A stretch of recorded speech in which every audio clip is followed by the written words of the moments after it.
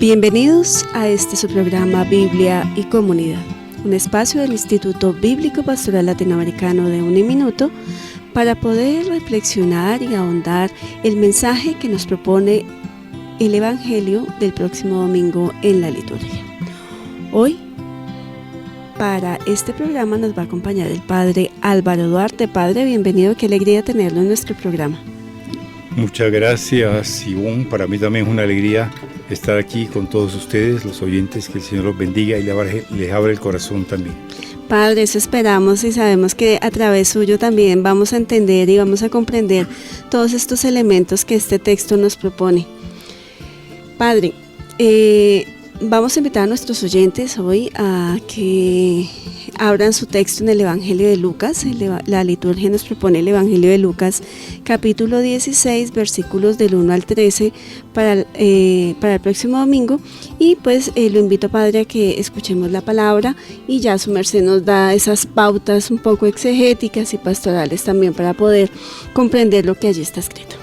Sí, claro. Entonces abramos el corazón y pongámosle mucha atención a la lectura de la palabra de Dios. Del Evangelio de Lucas. Decía también a sus discípulos: era un hombre rico que tenía un administrador a quien acusaron ante él de malbaratar su hacienda. Le llamó y le dijo: ¿qué oigo decir de ti? Dame cuenta de tu administración, porque ya no podrás seguir administrando. Se dijo a sí mismo el administrador: ¿qué haré, pues, si mi señor me quita la administración? Cavar no puedo, mendigar me da vergüenza. Ya sé lo que voy a hacer, para que cuando sea removido de la administración me reciban en sus casas. Y convocando uno por uno a los deudores de su señor, dijo al primero: ¿cuánto debes a mi señor? Respondió: 100 medidas de aceite. Él le dijo: toma tu recibo, siéntate enseguida y escribe 50. Después dijo a otro: ¿tú cuánto debes? Contestó: 100 cargas de trigo. Dícele: toma tu recibo y escribe 80. El Señor alabó al administrador injusto porque había obrado astutamente, pues los hijos de este mundo son más astutos con los de su generación que los hijos de la luz. Yo os digo, haceos amigos con el dinero injusto, para que cuando llegue a faltar os reciban en las eternas moradas. El que es fiel en lo mínimo, lo es también en lo mucho, y el que es injusto en lo mínimo, también lo es en lo mucho. Sí, pues, ¿no fuisteis fieles en el dinero injusto? ¿Quién os confiará lo verdadero? Y si no fuisteis fieles con lo ajeno, ¿quién os dará lo vuestro? Ningún criado puede servir a dos señores, porque aborrecerá a uno y amará al otro, o bien se entregará a uno y despreciará al otro. No podéis servir a Dios y al dinero. Palabra del Señor. Gloria a ti, Señor Jesús. Padre, qué texto tan fuerte creo que también nos presenta la liturgia el próximo domingo. Y cómo, Padre, podemos nosotros también entender esto que está aquí escrito y que creo que nos cuestiona también hoy mucho ante esa relación nuestra con, no solamente con los dineros, sino que con todo lo que se adquiere a través del dinero. Sí, el texto es muy fuerte y muy rico también. Y tiene muchísimas cosas. Yo creo que no acabaríamos en toda la semana de ir comentando una por una. Pero vamos a hacer como un pequeño resumen. Yo les digo a los que están escuchando que miren el texto así, ojalá lo tengan, y miremos ahí como 4 partes. 4 partes y una conclusión. ¿Cuáles serían esas 4 partes? La primera parte es la crisis, el problema, dijéramos. Si queremos hablar, es un método problemático. Empieza con un problema y es la crisis que esa nos va a tocar el corazón a todos. Una segunda parte es ya la viveza, diríamos, para hablar en lenguaje colombiano, del administrador. Es decir, que los colombianos somos vivos también como para hacer el mal y somos conocidos en el mundo por eso, pero entonces ahí está como retratada esa viveza. qué es nuestra cultura y podría influirnos. Tenemos que llegar a preguntarnos también. Esa es la segunda parte. La tercera parte ya es como podríamos decir, el deseo del Señor que tiene sobre nosotros, el cuestionamiento. Y después viene la última parte, la cuarta parte, que es ya como lo que podríamos llamar también en lenguaje, dijéramos, teológico, la ortopraxis, es decir, la acción, el impacto de esta palabra sobre nosotros, para concluir con una especie de refrán al final de la parábola. Entonces son esas cuatro partes y una conclusión, dijéramos, la crisis, la viveza del administrador, el deseo del Señor y la parte práctica. Padre, ¿cómo podemos iniciar en estas partes que usted nos propone, cómo podemos iniciar a entender ese problema? Bien, yo pienso que hay varias maneras de iniciar. A mí este texto me recuerda un texto del Deuteronomio 30, por allá donde el Señor dice, yo tengo aquí parte de este texto: mira, yo he puesto delante de ti hoy la vida y el bien, la muerte y el mal. Y bueno, el texto seguiría, pero la conclusión que podemos sacar nosotros aquí con ese enunciado del Deuteronomio es: ¿y tú qué escoges? Es decir, ahí estamos todos frente a lo que dice el Deuteronomio, ante la vida y el bien, la muerte y el mal. ¿Tú qué escoges? La pregunta ¿tú qué escoges? Es muy importante, porque no es ya la decisión de Dios. No es, dijéramos, ni siquiera la voluntad de Dios, la divina voluntad, diría San Juan Eudes, sino que es la libertad de cada uno y la decisión de cada uno. Y este es, diríamos, una especie de trasfondo que se me ocurre a mí para poder leer esta parábola. Y pienso yo que ya aquí estaríamos como interrogándonos en la vida. El Señor te ha puesto en la vida, el Señor te ha dado cualidades, te ha dado vida, te ha dado salud, te ha dado trabajo, o has tenido problemas, lo que sea, pero lo que vas a hacer en la vida es decisión tuya. Y esto es la primera toma de conciencia grande frente a la palabra del Señor, y aquí ya comienza como a sacudirnos. El texto es de Lucas, pero diría, aquí es como un estilo de Mateo, que es fuerte, que embiste como un toro, y aquí ya nos está embistiendo el Señor. ¿Tú qué decides para tu vida? ¿El bien o el mal? ¿La vida o la muerte? Ya eso es nuestro. Vienen las consecuencias, si yo decido por aquí o decido por allá, serán las consecuencias. Y con este trasfondo así, entonces nos colocamos frente a esta parábola del administrador infiel. En la parábola dice San Lucas que está dirigida a los discípulos. ¿Y quiénes son los discípulos? Pues la multitud de personas que sigue al Señor. Ya esto es, diríamos, hay también otro contexto ya más nuestro, pero también del Evangelio, que somos los seguidores del Señor. Los que estamos detrás del Señor, el Señor nos enseña y nos está enseñando hoy de una manera muy rica con esta parábola. Y es la historia, lo hemos visto, del hombre que tiene grandes oportunidades, que maneja dinero, que maneja bienes que no son de él, son del Señor, aquí en el caso de la parábola, del patrón, diríamos, para hablar en nuestro lenguaje, y que él lo debe administrar. Sabe que él debe dar resultados y que las cosas son claras. Es lo que podríamos llamar esta primera parte, que también nos pone a nosotros a pensar qué nos ha dado el Señor. A veces la gente no piensa lo que el Señor le ha dado, sino cuando lo pierde. Yo he visto gente que perdió, dijéramos, no sé, un órgano, un ojo, un brazo. Yo conocí el caso de un señor que perdió un brazo, se necesitaba el hueso, estaba enfermo y había que quitárselo, se necesitaba un repuesto, eso me lo contó un médico, un repuesto, dijéramos, otro hueso que le pudieran implantar ahí, y este señor gastó muchísimo dinero, se fue obviamente a los Estados Unidos, le dijeron allá hay un banco de huesos, puede servirle, no le sirvió nada, y se fue a otros países, pero eso no lo valora uno que tiene los huesos buenos, solo cuando falta algo. Y aquí el Señor nos ha dado mucha riqueza, no me refiero al dinero, me refiero a que tenemos salud, a que tenemos inteligencia, a que tenemos una voluntad para decidir, a que tenemos personas que nos quieren, una familia, compañeros de trabajo, una comunidad, y el Señor nos ha dado eso. ¿Qué estás haciendo tú con eso? Es como para empezar.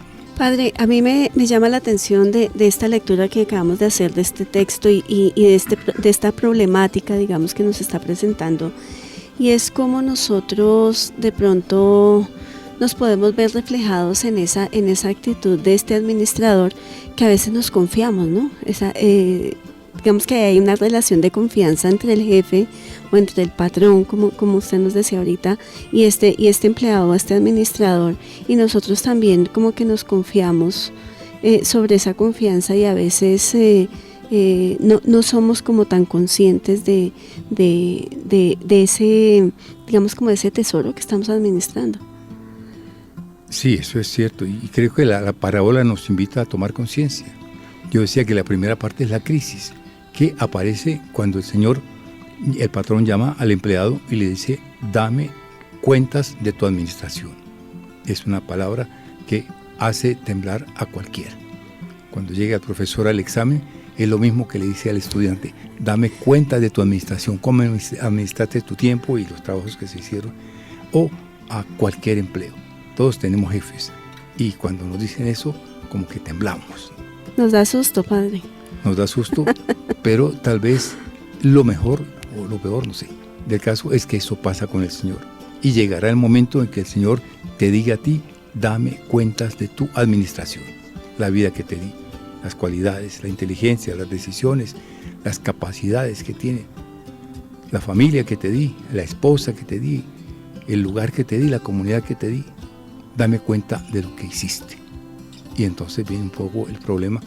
Y en la parábola, el hombre el empleado, empieza a hacer arreglos. Pero en la vida, cuando el Señor nos llame, ya no habrá tiempo de hacer arreglos. Entonces hay que pensarlo desde ahora, ¿no? La gente dice: no, después. Padre, de pronto frente a no sé, como la vida cotidiana, frente a las cosas materiales, a veces es, digamos, como mucho más fácil poder uno como ajustar estas situaciones que a veces nosotros mismos, que siempre nosotros provocamos, ¿cierto? Pero en la vida de fe, que a veces es como tan poco consciente para muchos de nosotros, o a veces es como tan, no sé, tan desapercibida, o pasa tan desapercibida en la vida.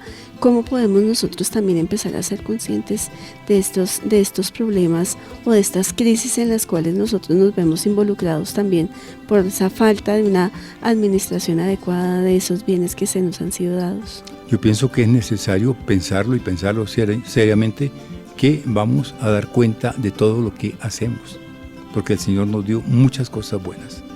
Todo viene por gracia. Bueno, esto me recuerda la palabra de San Pablo, que dice que todo nos viene por gracia, y después dice: en la debilidad se manifiesta mi fuerza, como una palabra de consuelo. Pero todo es por gracia de Dios, y es necesario que tomemos conciencia, porque el tiempo pasa y la vida pasa, y llega un momento en que todo se acaba. La gente no quiere pensar en eso, y estamos disimulando. Entonces antes velaban a la gente en su casa, ahora se hacen las funerarias, y siempre hay tinto y hay aromática, y hay gente que se ríe, que dice chistes, pero y maquillan al difunto. Pero la realidad es otra, es que vamos a presentarnos un día ante el Señor, que nos va a decir: dame razón de tu administración. Aquí en la parábola pasa algo que, digo yo, es muy colombiano: hacer componendas, hacer arreglos, hacer lo que sea para quedar bien, o para pensar en el futuro. Y esto es lo bueno que tiene este hombre, que piensa en su futuro. Lo resuelve de una manera mala, pero piensa en el futuro, cambiando las cuentas y haciendo arreglos, lo cual no es bueno, no es lícito. Sin embargo, hay una cualidad que el Señor destaca al final: es la habilidad, la sagacidad de este hombre para salir adelante. Lo que llamaríamos en el lenguaje colombiano la viveza de este hombre para salir adelante. Podemos pensar, Padre, ahí que este administrador en estos negocios, digamos, o en estos tratos posteriores que hace, está también como asegurando que le daban un favor para que cuando él necesite ese favor también pues le sea como retribuido, ¿podemos decir algo así? Sí, claro, está pensando en su futuro. Dice una palabra, cavar no puedo, mendigar me da vergüenza. Sí. Entonces, sí, eso es lo que dice mucha gente, pero yo creo que el hombre sí podía cavar porque estaba entero, estaba en plena salud, en pleno uso de sus fuerzas físicas, pero no quiere. Él busca la manera fácil de vivir. Diríamos, como se dice ahora en nuestro ambiente, el dinero fácil y rápido. O sea, quiere arreglar y lo dice, ¿no? Después me recibirá, tendré que me reciba en su casa. ¿Y será que sí esos negocios así, padre, sí? Yo me ponía a pensar haciendo la lectura del texto, ¿realmente uno sí recibirá en su casa una persona que es capaz de traicionar a la persona que le hago confianza? Yo pienso que en la vida se ve de todo. Se ve de todo. Se ve de todo, si uno mira cómo hay tanto delito y tanta delincuencia y tantas cosas que uno dice, bueno, ¿por qué? Y se da de todo. Tal vez una persona correcta, una persona, dijéramos, de fe, no lo haría. Pero sí hay mucha gente que no tiene su corazón recto y sí y lo puede hacer. Pero también, padre, está el dicho que el que peca y reza empata. Bueno, esto tiene razón, pero no está en la parábola. Pero la iglesia es madre y por eso nos ofrece la gran vía, diría yo, de prepararnos para la muerte. San Juan Eudes recomienda que cada año, recomienda dos cosas que son interesantes. Cada año tomemos una preparación, dice él, de 12 días pensando en la muerte. Y da las meditaciones y da su método, creo que es algo bueno. Pero también tiene otro ejercicio de pedir perdón a Dios, depende de los años que tengamos, un día por cada año que tengamos. Si tenemos 50 años serían 50 días, y si tenemos 100 años serían 100 días pidiendo perdón al Señor. Pero diríamos ahí es un poquito cumpliendo la palabra de que el que peca y reza empata. Pero el empate puede ser 1-1. La iglesia es tan buena persona que tiene algo que casi nadie conoce. No sé por qué, ni siquiera los sacerdotes. Y a veces pregunto y me dicen, ¿y eso qué es? Es lo que se llama, el término técnico está en latín, la absolución in articulo mortis, es decir, en peligro de muerte. Hay una absolución especial, que ojalá todos la conociéramos, y es que aplica los méritos de la iglesia y de todos los santos para el perdón de los pecados y la remisión de todo lo que hizo en la vida, en el momento de muerte. Y pienso que casi nunca se veía. Cuando hay un accidente, mentalmente hago esa absolución a esa persona, que después me agradece bastante. Ahí empataría. Muy bien, padre. Nos quedan 5 minuticos de esta primera parte del programa, padre. Me gustaría de pronto mirar justamente esta viveza. ¿Cuáles son los elementos que se ven, digamos, como positivos, llamémoslo de esa manera, en la forma como este administrador resuelve esa crisis, ¿no? Porque vemos que está resolviendo una crisis que le está generando el hecho de que le pidan cuentas. ¿Cuáles son esos aspectos positivos que tiene esta resolución de esa crisis? ¿Y cuáles son, digamos, como los aspectos que tenemos que considerar frente a digamos, como a esa negociación también? Porque, como usted nos decía ya y nos hacía ver, no son tan del todo positivos, ¿no? Sí, es una pregunta que la gente hace cuando lee esta parábola. ¿Por qué el Señor alabó a ese siervo? Y está claro, alabó la astucia, es decir, ahora que estamos en ambientes de empresa y de tecnología, se da mucho, que es la creatividad, la asertividad, el buscar, dijéramos, nuevos clientes, para hablar en términos empresariales, y es lo que están haciendo muchas personas, y hay el coaching y el no sé qué más cosas, todo precisamente para buscar más ganancia. Y eso es lo que tiene este hombre, buscó la ganancia, pero el Señor dice, para el mal. Los hijos de las tinieblas son más astutos, más vivos, se mueven más asertivos que los hijos de la luz. Y el Señor con esta parábola, para mí es muy claro que quiere que nosotros también nos despertemos y miremos la creatividad y miremos la asertividad y miremos la innovación para anunciar el Evangelio. para hacer obras de caridad, para hacer cosas buenas, para el bien. Y esa es la alabanza que le da el Señor. Y nos falta, porque somos todos como buenecitos, pero como quieticos ahí. Pero el Señor dice, no, muévanse, busquen, creen, innoven, busquen nuevos caminos para el bien. Yo creo, Padre, también que ahí es un llamado de atención a veces a la misma, no sé, como pasividad que tenemos como creyentes. A veces somos demasiados pasivos y esperamos que Dios como que sea el que haga todo. Y no ponemos en operación, en praxis, en ejercicio justamente como esas habilidades que el Señor nos ha dado para hacer realmente posible ese reino de Dios. A todos nos dio inteligencia, nos dio libertad y creatividad. Yo pienso que esta parábola es como un estímulo a que nos despertemos. Y digo estímulo en sentido latino. Stimulus en latín es un fuete pequeño para darle que el caballo ande. Y ese es un estímulo, es como un fuetazo a nosotros. Despiértense y sean creativos para el bien. Bien, Padre, ¿y cómo podemos hoy, ante tanta, así en un minutico, Padre, ante tanto bombardeo de tantas cosas a nivel de las redes, a nivel de los medios de comunicación, a nivel también como de esta vida fácil que nos propone también el mundo de hoy, una vida muy light, digámoslo así, no fácil, pero sí light? ¿Cómo podríamos nosotros favorecer justamente esta creatividad ante un evangelio que es muy exigente con la vida del cristiano, del creyente? Yo pienso que más que palabras o que otro tipo de acciones son los ejemplos, es el testimonio de una entrega, el testimonio de perdón, testimonio de amor, que también se puede, dijéramos, organizar ya a nivel político o público, como se trata de hacer en Colombia, el perdón, la restitución. Y perdón significa no volvamos a tocar el asunto, pero de ahora en adelante nos vamos a comportar como hermanos. Esto hay que hacerlo y creo que a cada uno de nosotros o a las comunidades nos incumbe mucho ese trabajo de una toma de conciencia y una propuesta de soluciones a los problemas, a las dificultades. Padre, con esta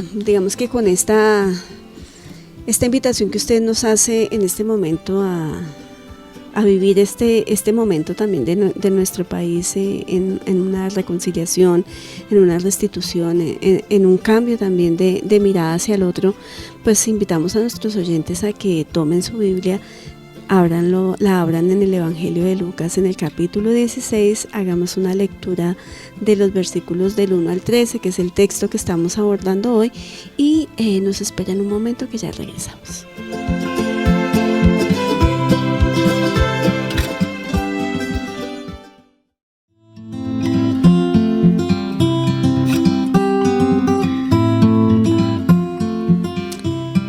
De regreso a su programa Biblia y Comunidad, estamos abordando el texto que la liturgia nos propone para el próximo domingo en el Evangelio, que lo encontramos en el Evangelio de Lucas, capítulos 16, versículos del 1 al 13. En la primera parte del programa veíamos, o el padre Álvaro nos presentaba, cómo el texto tiene 4 partes interesantes donde se resaltan como estos pasos o estos procesos. 1, el problema o la crisis que se genera al administrador cuando su patrón o su jefe le pide cuentas de su administración. Luego, una segunda parte donde se nos presenta la viveza o la astucia de este administrador para poder, digamos, afrontar esa crisis que se le está presentando, y el padre nos hacía ver cómo el Señor también nos hace una forma de reprensión con este texto para llamar la atención frente a las actitudes también que nosotros tenemos que tener en el anuncio del Evangelio y en la construcción de ese reino. O sea, cómo podemos tener también momentos de creatividad, estrategias también muy adecuadas para poder hacer realidad esta propuesta que el Señor nos hace, y no solamente utilizarlas en favor del mal o de las dificultades. Vamos a trabajar ahorita en esta segunda parte las otras 2 partes del texto, que es justamente ese deseo que tiene el Señor para con nosotros, y la ortopraxis o esa forma de aplicar esta parábola también a nuestra vida. Y finalmente, pues la conclusión misma que el texto nos está proponiendo. El Padre también nos hacía ver cómo dentro de este relato, esta parábola estaba justamente destinada a los discípulos, o sea, a todos aquellos que escuchan a Jesús y que hacen también un seguimiento con Él, y también es este llamado de atención a todos aquellos que queremos construir o contribuir en la construcción de este reino de Dios. Padre, no sé si se me quedó algo por ahí entre el tintero. No, está muy bien esa síntesis, Ivonne, te felicito. Muchas gracias, Padre. Padre, ¿cómo vamos a continuar? ¿Cómo vamos a revisar un poquito como esos deseos, o en esta tercera parte, estos deseos que tiene el Señor para con nosotros frente a este relato, a esta parábola que nos propone, que lo vemos como, puede ser a veces como escandaloso también para nosotros decir, vea, el Señor alaba que uno sea astuto y que utilice como la astucia para hacer cosas malas. O sea, ¿cómo podemos nosotros también entender más este deseo del Señor con nosotros? Yo pienso que el Señor, aquí hace como una expresión y casi como una queja cuando dice: los hijos de las tinieblas son más astutos que los hijos de la luz. Por lo que se ve, el Señor colocó como tema de la parábola el dinero, las cuentas, el dinero, el manejo del dinero. Y a propósito del manejo del dinero es cuando lanza esa palabra que digo yo, es como un lamento, como una queja: los hijos de las tinieblas más astutos que los hijos de la luz, lo cual implica lo que decíamos anteriormente, que es necesario buscar y crear cosas, dijéramos, ingeniosas, cosas astutas, para decirlo con la traducción que hacen de la parábola, para hacer el bien. Hay unos elementos aquí también importantes, y podríamos preguntarnos igualmente sobre el manejo del dinero, que es lo que va a venir enseguida, ¿no? ¿Cómo manejamos el dinero? El dinero siempre ha sido la gran tentación, desde que hay dinero. Yo no sé desde qué momento hay dinero, pero pues inicialmente las economías eran más bien de cambio, de trueque. Sí, de trueque, como se hacía aquí. Y en la época del Imperio Romano, que es la época del Señor, se pagaba con sal, ¿no? El salario se pagaba con sal porque, era muy costosa y muy apreciada. Pero, hoy tenemos tarjetas de crédito, y también podríamos hacer la pregunta, hagamos la pregunta ingeniosamente, porque el Señor quiere: ¿cómo empleas tú las tarjetas de crédito, por ejemplo? Yo pienso que en Colombia hay mucha compra con tarjetas, y la gente se endeuda y se endeuda y se endeuda, y cómo se va a pagar. Podríamos mirar un poco, aplicándolo a nuestras situaciones. En los noticieros hay la queja del gobierno que la gente no paga las multas, ni paga el seguro de las motos o de los vehículos y los automóviles, y entonces ya es un poco, miremos tantos defalcos y tanta gente que hay con mucho dinero. Ahora salió un libro que no vamos a decir ni el autor ni el nombre, pero analiza los casos en Colombia de tanta gente, tanto delincuente, que se ha quedado realmente impune. Y nos preguntamos nosotros también, como creyentes, ¿qué hacemos para superar estas cosas? Porque esto no se queda así nomás. Tal vez frente a la justicia, dijéramos, normal, se queda así, pero frente a Dios no, porque viene otra vez la pregunta: dame razón de tu administración, dame razón, que eso sigue resonando y seguirá resonando para todos. Y es importante igualmente notar que las cosas que el Señor nos da no son solamente para nuestro uso, hay que hacerlo, claro, para el uso. Todo el mundo necesita estar bien, pues lo que es normal en su alimentación, en su salud, en su casa, en su vestido, etcétera, en su economía, pero hay que pensar en los otros. Esto ha sido una característica de la iglesia desde el principio, y a mucha gente le duele desprenderse de lo que es suyo, especialmente del dinero, que es como el gran tema en el cual gira la parábola.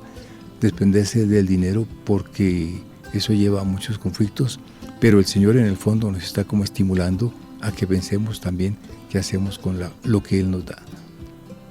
Padre, y es que el dinero, digamos que también suple muchas necesidades hoy, por lo menos como lo vemos, suple muchas necesidades, digamos, del bienestar propio, ¿cierto? O sea, si no tenemos dinero, pues no tenemos cómo transportarnos, cómo comer, cómo pagar servicios. Bueno, digamos que el dinero se ha convertido como un elemento muy necesario o es algo fundamental también para la existencia de las personas, y también nos han creado unas necesidades que muy probablemente no son necesidades en el mundo de hoy, ¿cierto? Y que ansiamos tener cada vez más y más y más cosas que solamente se adquieren con el dinero. Yo me imagino un poco también esa situación del dinero como esto que usted nos plantea al inicio, si hacemos el bien o el mal, ¿cierto? Y a veces creo que el mal tiene esa capacidad de no sé, como de meterse o de entrelazarse en la vida nuestra de una manera muy, no sé, como muy astuta, como lo hacía el administrador, ¿cierto? Donde nos hace ver que no es tan mal el mal, sino que esto es algo que vamos normalizando en la vida cotidiana, y a veces vemos que si todo el mundo roba porque yo no robo, o que si todo el mundo hace esto porque yo no lo puedo hacer, ¿cierto? Y vamos normalizando una cantidad de cosas que desde el punto de vista de la fe y del creyente, pues no, realmente no son tan buenas, ¿no? Donde hay dinero hay problemas siempre. Hay corrupción. Hay corrupción. Se ve, por ejemplo, en las familias, casos realmente tristes que el papá o la mamá están a punto de morir y los hijos ya se están peleando los bienes que deja. Es frecuente. O las divisiones entre hermanos también a causa del dinero. Pienso que hace mucho mal ese manejo exagerado. El documento de Puebla denuncia 3 ídolos: la idolatría del poder, del placer y del tener, porque la gente vive solamente para conseguir dinero, y después cuando el Señor diga, bueno, dame razón de tu administración, ¿qué le vamos a decir al Señor? Conseguir muchos millones, no es por ahí. Pero San Juan Pablo II habla de otros 2 ídolos que tal vez no los entendemos mucho. Uno es el ídolo de el eficientismo, ya es como más para los trabajos de empresa, producir mucho y rápido, mucho y rápido. Y el otro es el ídolo del consumismo, es decir, la gente que quiere tener cosas. Yo tengo mi celular que me funciona, pero han salido más bonitos, entonces dejo este o lo regalo o lo boto o lo vendo para conseguir otro. Y así sigue, con el agravante que las empresas lo hacen a propósito. Después de cierto tiempo ya comienzan a cortar servicios para esos aparatos y necesariamente uno tiene que conseguir otro. Pero esto nos crea un ambiente de mucha, dijéramos, idolatría, en este caso del dinero, que aparece en San Mateo el que lo cita, en la idolatría de Mamón. Mamón es el ídolo del dinero. Es el peligro que tenemos, y podríamos decir, casi citando ya otra vez, yendo al Antiguo Testamento, al Éxodo, sobre la alianza, ¿no? No tendrás más dioses delante de mí. Y aquí hay muchos dioses que los estamos aceptando, como son esos que habíamos hablado: del dinero, del placer, del poder, del eficientismo y del consumismo. Y eso como que no nos toca a nosotros, pero es una realidad grande, ante la cual esta parábola también nos advierte. Nos llama la atención, y creo que muy fuertemente, Padre, y usted lo ha hecho más claro y más evidente con esto último que nos dice, porque creo que sí, dentro de la, digamos, de la forma de vida que tenemos hoy, pues yo insisto en que seguimos normalizando muchas cosas que no son normales. Así es, y cuando uno, mira en qué gasta el dinero, también no es en cosas, en cosas buenas, pero que no se necesitan. Yo recuerdo en este momento unas hermanas mexicanas que había en Barranquilla, en el barrio La Paz, que en ese momento era un barrio sin agua, sin servicio de teléfono, sin luz. La gente tenía que comprar todos los días látigas de agua con un carro tanque que pasaba. Y esta hermana, yo era muy mexicana. Entonces, porque en estos barrios lo que hay es cantinas y la gente va a tomar. Y ella se metía a las cantinas. Y le decía al dueño que le bajara volumen allá a la música, y se subía en una mesa y le preguntaba al dueño, ¿cuál es la deuda de esto? Bueno, estos están dando 100.000, los otros 250.000, estos ya van en 400.000. Y ella, la hermana, preguntaba a los de la mesa, ¿y usted con 100.000 pesos cuánto arroz, cuánto aceite compra para su familia? ¿O cuánto debe de comprar? Es una manera como de mirar el empleo del dinero. Podríamos decir, es como una idea así. La hermana era viva y astuta para su catequesis y sus homilías ahí, subiéndose en una mesa, en una cantina, llena de hombres y allí haciendo esa clase, dijéramos, de catequesis. Pero eso nos tiene que tocar. Y yo pienso que la crisis que tiene la parábola debe llegar a nosotros. Dame razón de cómo estás administrando con relación a tu familia, a tus bienes, de qué es lo necesario, de cuál es el despilfarro que estás haciendo para seguir con el tema del dinero, si queremos seguir por ahí. Y creo que esto es un llamado de atención a todo padre, y ya me estoy sintiendo culpable con estas palabras suyas, padre, de ser una despilfarradora, una mala administradora. Bueno. Padre, ¿cómo hacemos esa ortopraxis? ¿Qué nos dice la palabra? Sí, la palabra dice una cosa que me llama la atención. Dice, háganse amigos con el dinero injusto, para que cuando llegue a faltar lo reciban en las eternas moradas. Ese es el sentido de la parábola, que eso fue lo que hizo el administrador. Hacerse amigos con el dinero injusto para que lo reciban después. Y el Señor dice, sí, hay que hacer así, pero no de esa manera, como lo hizo. Dinero injusto. La palabra pues puede tener muchas explicaciones, pero para mí la injusticia es más en el sentido bíblico, es decir, que el Señor creó todo para todos.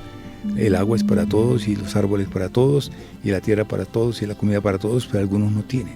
Y hay una injusticia en que lo que el Señor hizo para todos, algunos no lo tienen. Y diríamos también, el dinero fue hecho para todos, y algunos no lo tienen. Entonces, háganse amigos con el dinero injusto, es decir, el dinero que el Señor me ha dado, que es una injusticia porque hay unos que no lo tienen y yo sí lo tengo, me sirva para ser amigos. ¿En qué sentido? En el sentido de las obras de misericordia, las obras de caridad. Es decir, yo tengo que compartir, y tal vez yo no tenga nada, ni carro, ni casa, ni una cama, como dice el Señor, para acostarse, para erguir la cabeza, pero sí sé que lo que me llega a mí, yo lo distribuyo entre los demás, y ahí son haciendo amigos para que ellos me reciban también en el reino de los cielos, con lo que el Señor me dio. Creo que esa es la parte de la administración, porque todo dinero en el sentido general es injusto, en el sentido bíblico, ¿no? Que debe ser todo para todos, pero no hay todo para todos. Digamos que aquí esta parábola también, Padre, podría estarnos haciendo como una evocación o no sé, tal vez un recordar toda esa justicia social que el Antiguo Testamento nos presenta, digamos que casi de corrido en todos sus textos, esas leyes que existían en los israelitas para que todo el mundo estuviera bien, tuviera lo suficiente, esas denuncias también que hacían los profetas permanentemente ante todas estas injusticias, que también veíamos muchas desigualdades también, justamente por estos deseos de poder y estos deseos de tener, que llevaban también a los pueblos a esclavizarse y todo. Esta parábola también nos está haciendo un llamado a eso, a recuperar ese sentido comunitario, ese sentido, yo no lo llamo tanto solidaridad como misericordioso, que debe tener también el uso de los bienes y de los talentos que el Señor nos ha dado para generar un ambiente común para todos, un ambiente sano, estable, equitativo para todos. Sí, claro, yo diría que es algo no tanto de solidaridad, aunque la tiene, sino de justicia, que es la palabra. El dinero injusto es de justicia porque es para todos, y lo que yo tengo que compartirlo con los demás. El Señor dice, el que no es fiel en lo poco, no es fiel en lo mucho, y el dinero sería como lo poco. Y también el Señor nos va a decir aquí, si no fuiste fiel con lo ajeno, porque el dinero es de todos, entonces ¿quién le va a dar después lo suyo? ¿Quién nos dará lo vuestro? Porque el Señor me dio a mí, pero no es solo manto para mí, obviamente es para mí, pero para compartir. que es el sentido, como tú lo decías, del Antiguo Testamento. En las fiestas siempre hay que hacer comida para los que no tienen, compartir con los que tienen. Y la costumbre judía que se conserva, dos costumbres que son buenas, que nosotros no las tenemos, bueno, en algunas partes sí. Siempre que se sirve el almuerzo o la comida, hay un plato más. Porque puede venir el profeta Elías, es una manera de hablar judía, pero alguna persona puede venir, sea que entre o que pida para que le den. Y la otra cosa es que los niños, en Israel también la costumbre de regalarles una alcancía al niño, y la alcancía dice la palabra justicia, y es lo que dice aquí. Y yo diría, hablar del dinero injusto, la palabra dice justicia. ¿Qué se hace cuando los niños llenan su alcancía? Se la dan a los pobres o a una obra para la gente necesitada. Pienso que la Biblia está llena como de esas cosas, que lo que tengo yo no es mío. ¿Qué tienes tú, dice San Pablo, que no hayas recibido? Y el dinero no es solamente para mí, es también para ayudar a los pobres. Padre, ¿qué hacer nosotros hoy? Yo creo que también es un llamado de atención ante esta situación. O sea, estamos en una situación también muy fuerte de necesidad en nuestro país. O sea, yo creo que si cada uno de nosotros mira a su alrededor, donde está, en el lugar donde está, encuentra muchas situaciones de necesidad también de los otros. A veces nosotros mismos en nuestra familia encontramos situaciones de necesidades a los cuales hacemos como los ojos ciegos y los oídos sordos para no vincularnos con esas necesidades que tiene el otro. Es la toma de conciencia que hablábamos inicialmente, porque el Señor también nos va a pedir cuenta de cómo, si en la familia nuestra hay necesidades, o en el vecindario, o en la comunidad, lo que sea, cómo nosotros respondemos. Y es una parábola que estremece, ¿no? Dame razón de tu administración. Yo te di esto y había pobres, ¿y tú qué hiciste? Y eso siempre nos hace pensar. Y yo pienso, bueno, ya dijéramos, ya al final de la parábola la conclusión es esa. No se puede servir a dos señores al tiempo. Y lo dice explícitamente, no puede uno ser servidor del dinero ni servidor del Señor. Porque hay que escoger, que es el inicio, ¿no? Cuando citaba yo el texto bíblico, hoy pongo delante de ti la vida y la muerte, el bien y el mal, tú que escoges. Y esto es como para hacer un examen de conciencia cada día. San Juan Eudes habla del espejo espiritual, que es cada día recitar la profesión de fe tomada de la Biblia. Nada somos, nada podemos, nada tenemos sino pecado. Para nosotros la ignominia, para ti la gloria. Pero también aquí podríamos tomar esa parábola como un espejo para cada día, ¿no? Yo cómo empleo y cómo estoy haciendo con lo que el Señor me ha dado, que no es solo para mí. Hay injusticia. Si hay una persona que no tiene lo que yo tengo, hay una injusticia, porque todos en la voluntad de Dios debemos tener lo que se necesita. Padre, qué lindas palabras, de verdad, que creo que nos llevan a nosotros a poder ahondar, profundizar este texto, a quedarnos de pronto con un compromiso muy, muy grande también ante las situaciones de necesidad de los otros.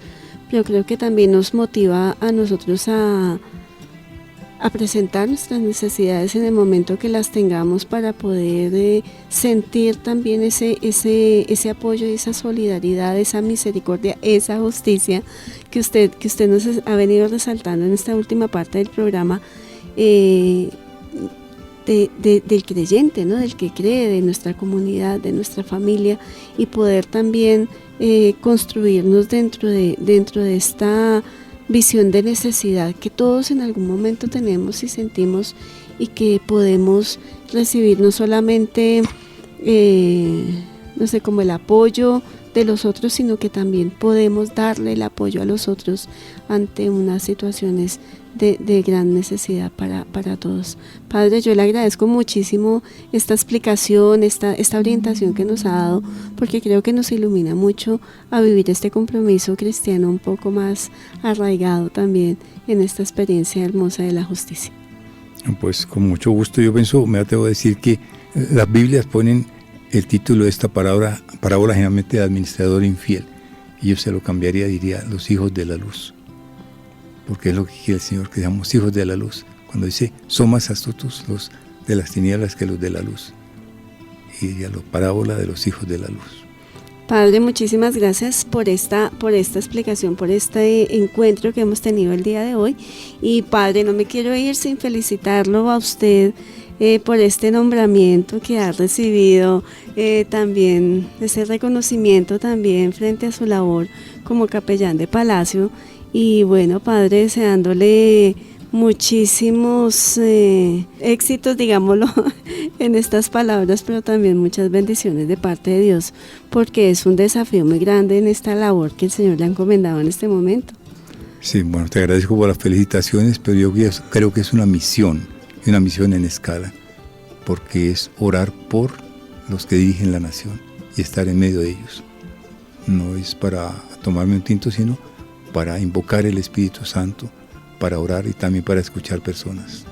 Muy bien, Padre. Bueno, y con esto quiero invitar también a todos nuestros oyentes para que podamos orar mucho por esta misión que usted va a llevar o está llevando ya a cabo en este ejercicio también de nación que somos, y también invitar a todos nuestros oyentes para que podamos orar también por nuestros dirigentes, podamos orar también por las necesidades de nuestro país y que nos podamos hacer realmente instrumentos de esta justicia que el Señor nos propone. Padre, mil y mil gracias, y bueno, quedan siempre abiertos los micrófonos de este programa Biblia y Comunidad para que nos siga iluminando con esta experiencia y esta sabiduría suya. Gracias, Ivonne, muchas gracias de nuevo a ti y una bendición para todos los que nos están escuchando.